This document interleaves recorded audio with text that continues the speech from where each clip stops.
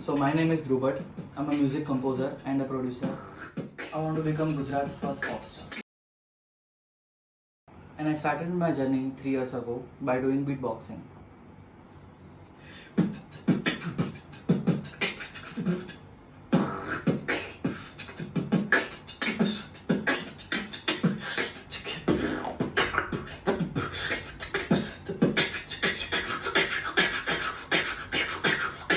सो beat boxing basically जो drumming होती है, तो ड्रमिंग में मेन चीज़ होती है रिदम. तो आपको रिदम बजाना आना चाहिए. तो वो स्किल का जो नाम है दैट इज़ बीट बॉक्सिंग. मैंने बीट बॉक्सिंग स्टार्ट की थी मेट्रोनोम से.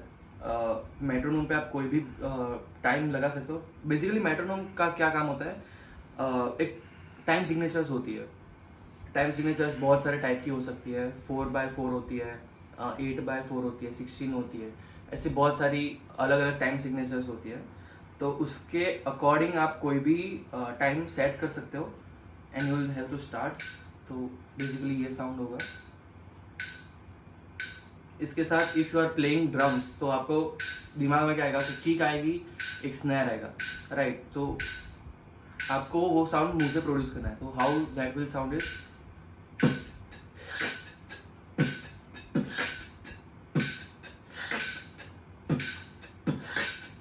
ठीक है. तो ये आपको ट्राई करना है कि आप हर एक किक और स्नैर को एग्जैक्ट टाइम पे लाओ.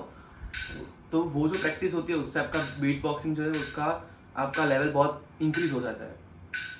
उसके साथ आप अलग अलग जॉनर्स ट्राई कर सकते हो. Suppose if there is hip hop, तो उसमें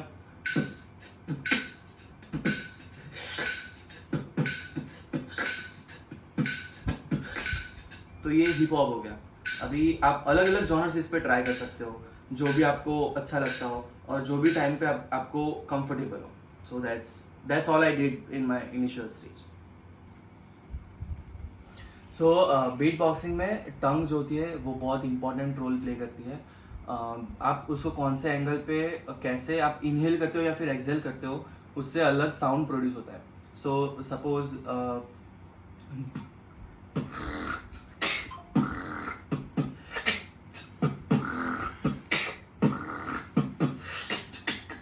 तो इसमें मैं टंग को एक्सेल कर रहा हूँ और उसको ऊपर लगा के वाइब्रेट कर रहा हूँ बहुत फास्ट. तो जैसे अपन आर बोलते हैं, आर आर, तो उसमें र जो होता है दैट इज ये साउंड उससे ही प्रोड्यूस होता है. तो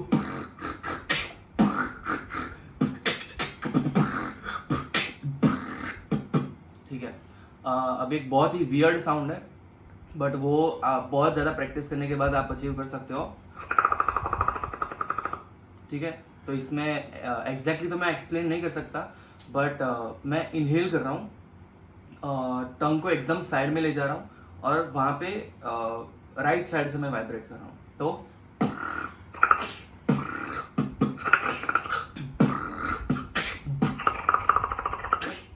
ठीक है. सो टंग का बहुत इम्पोर्टेंस होता है बीट बॉक्सिंग में.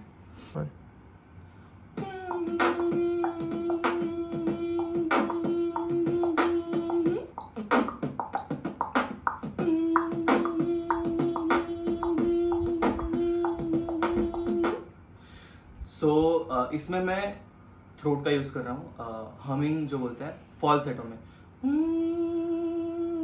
तो that's what I am using from throat.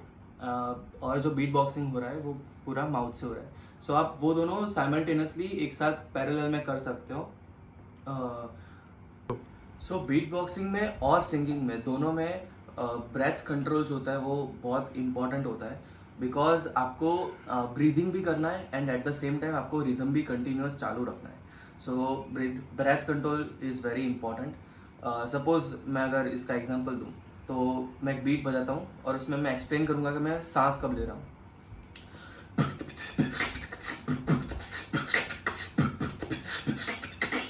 ठीक है. तो अभी जो किक होता है वो होता है, ठीक है, तो वो एक्सेल हो रहा है. ठीक है. तो आप उसमें सांस नहीं ले सकते कभी भी. तो ये जो हाई हेड्स है साउंड वो भी एक्सेल हो रहा है. तो अभी यहाँ पे मैंने सांस ली, जो स्नैर होता है वो यहाँ से बजता है टंग के राइट साइड से. ठीक है। तो यहाँ पे मैंने सांस ले ली, अभी मैं उसको कंट्रोल करूँगा। अभी ये किक को ज़्यादा हैवियर साउंड करने के लिए मैंने ज़्यादा सांस छोड़ दी। तो बेसिकली ये सब आपके दिमाग में अनकॉन्शियसली होना चाहिए। जब तक वो नहीं हो जाता तब तक आपको ब्रेथ कंट्रोल का प्रैक्टिस करना चाहिए बाय मेडिटेटिंग, और जो वो एक्सरसाइजेज होती है सब योगा में जो होता है वो सब अगर आप करते हो तो that will help a lot for the.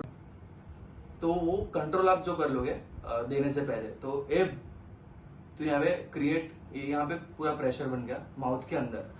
गला इसमें कुछ भी रोल नहीं है, पूरा आपका माउथ के अंदर एक हवा है वो बाहर जाने की कोशिश करे, बट लिप्स एकदम बंद है तो प्रेशर क्रिएट होगा।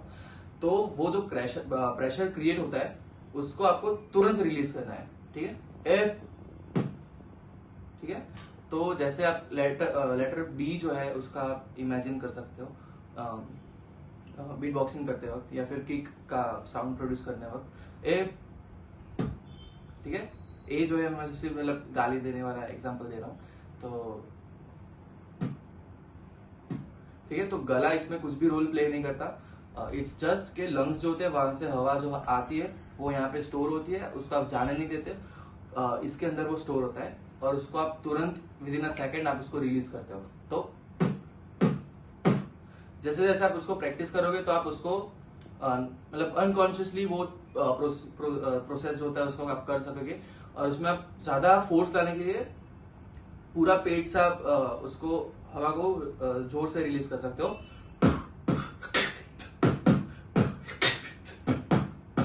ठीक है, तो ऐसे आप किक का साउंड प्रोड्यूस कर सकते हो। सो जैसे अपनी बात मेट्रोनोम में हुई, तो मेट्रोनोम के साथ अगर आप एक एक पर्टिकुलर साउंड का अगर प्रैक्टिस करते हो, सपोज किक है तो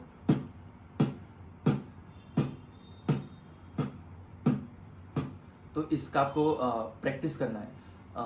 फिर अगर आपको स्पीड के ऊपर काम करना है तो आपको धीरे धीरे उसका मेट्रोनोम का टेम्पो फास्ट करना है, और उसके साथ आपको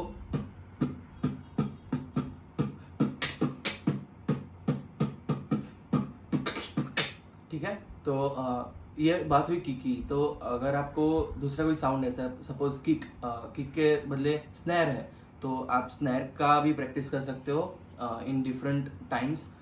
मतलब सपोज आप 60 BPM से स्टार्ट करो, उसके बाद 70 पे जाओ, उसके बाद 80 पे जाओ, उसके बाद 85, 90, 95, 100।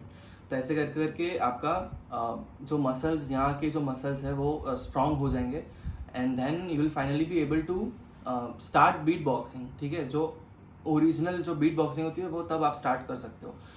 उसके अलावा अगर जो क्लीशे मेथड होती है जिससे आप बीट बॉक्सिंग स्टार्ट कर सकते हो, जो मैं रेकमेंड नहीं करता, मैं जो रेकमेंड करता हूँ वो मैंने आपको बोल दिया कि आप टेम्पो के साथ एक एक इंडिविजुअल साउंड को प्रैक्टिस करो।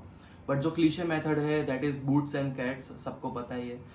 उसमें बूट्स एंड कैट्स, ठीक है, उसमें दो चीज़ है, बी एंड सी। तो उसको आपको प्रैक्टिस करना है कैसे, आपको जोर से साउंड को निकालना है, ऐसे boots and cats and boots and cats and boots and cats and boots and cats. तो अभी जो कैट्स जो है ना वो आपको ट्राई करना है कि आप इनवर्ड लो, ठीक है, बिकॉज स्नैर का जो प्रॉपर साउंड है वो आप जब इनवर्ड्स लोगे तब उसका साउंड प्रॉपर आएगा। So boots and cats and boots and cats, boots cats boots cats boots cats boots cats boots cats boots cats boots cats. ठीक है, तो ये क्लीशे मेथड है। उसके अदरवाइज जो मैंने आपको बता दिया वही। सो पढ़ाई की मैंने एनिमेशन की डिग्री के लिए, बट दिल तो यार म्यूज़िक में ही है, सो अभी वही कर रहा हूँ।